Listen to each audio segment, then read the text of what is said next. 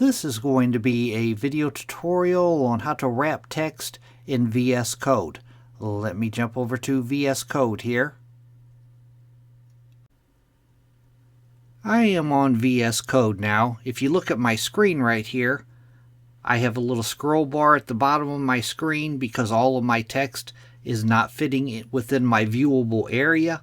To enable text wrap on VS Code, it's very easy to do, and that will make all of your text appear within your viewable screen.